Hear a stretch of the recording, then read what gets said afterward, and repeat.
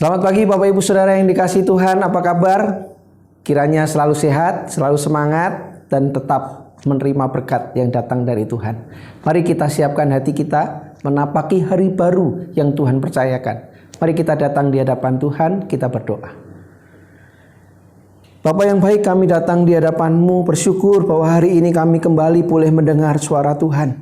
Kami boleh menikmati program Hikmat Pagi GKI Karangsaru. Biarlah melalui mendengar firman, mengerti apa yang menjadi isi hati Tuhan, kami dimampukan menikmati hari-hari kehidupan.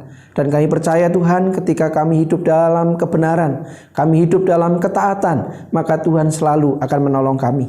Berkati kami semua, dan kami percaya Engkau yang akan menolong kami hari ini. Di dalam nama Yesus kami berdoa.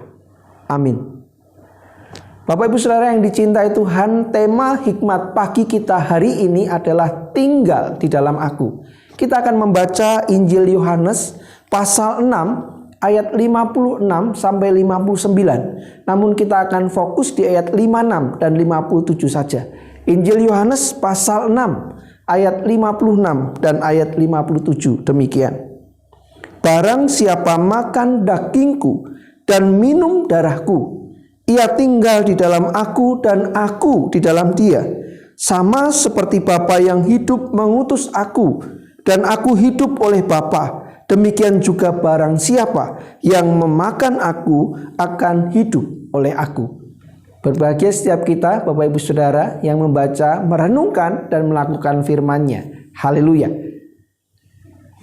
Bapak Ibu Saudara yang dicintai Tuhan, ada istilah yang sangat dikenal terutama di dunia politik, yaitu tidak ada kawan dan lawan abadi.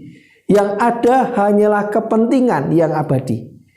Maka tidak heran jika dalam tahapan pemilihan kepala daerah, anggota dewan maupun pemilihan presiden dan wakil presiden, ada partai-partai politik yang tampak berseberangan tiba-tiba membangun koalisi. Ada pula tokoh-tokoh politik yang pindah partai karena sudah tidak sepaham lagi. Kepentingan memang menjadi tolak ukur sebuah perjuangan dimulai dan berusaha dimenangkan. Jika sudah berbeda kepentingan, maka lawan bisa menjadi kawan dan kawan bisa menjadi lawan. Ketika berbicara tentang kepentingan, semua orang atau komunitas pasti mempunyai kepentingan, baik kepentingan yang bersifat positif maupun negatif. Lalu bagaimana dengan gereja? Apakah sebagai komunitas tidak memiliki kepentingan? Gereja pasti punya kepentingan, terutama kepentingan yang bersifat spiritual, positif dan membangun. GKI dalam segala lingkup perlu hati-hati dan waspada dengan kepentingan-kepentingan yang digagas dan diperjuangkannya. Ada berbagai tradisi, suku, budaya, potensi dan keunikan yang dimiliki GKI. Sehingga akan sangat rawan dengan adanya kepentingan-kepentingan yang berbeda. Bagaimana cara merawat keragaman yang ada dan mengupayakan kepentingan bersama di GKI. Semua warga GKI wajib memperhatikan dan mengamalkan perintah Tuhan Yesus ini.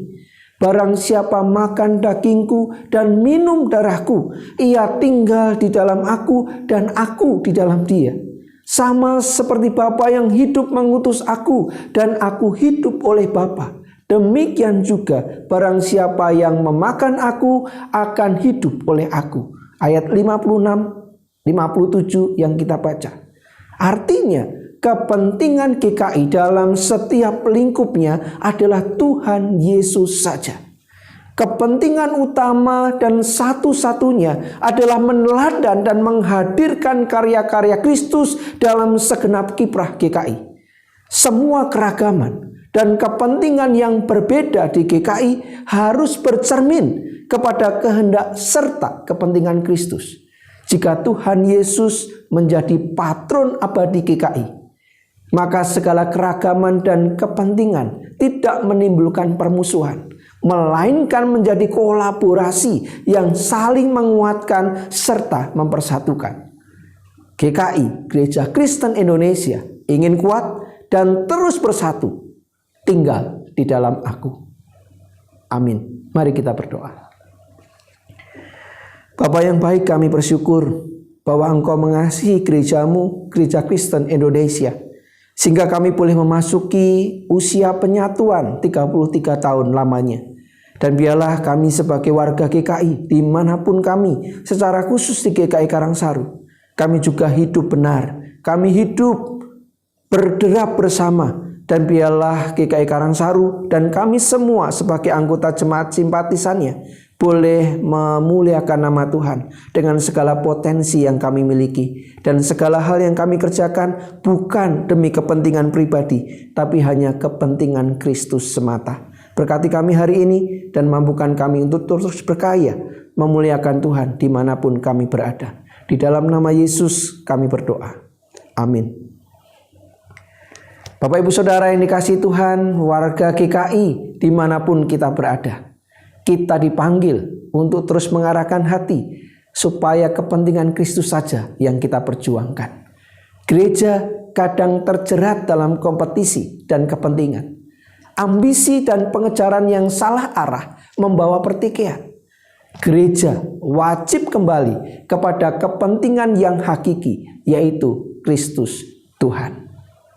Selamat berkarya hari ini, selamat mengembangkan, dan selamat berkarya dalam segala potensi yang Tuhan anugerahkan. Jalankan protokol kesehatan, tetap sehat, tetap semangat. Tuhan memberkati.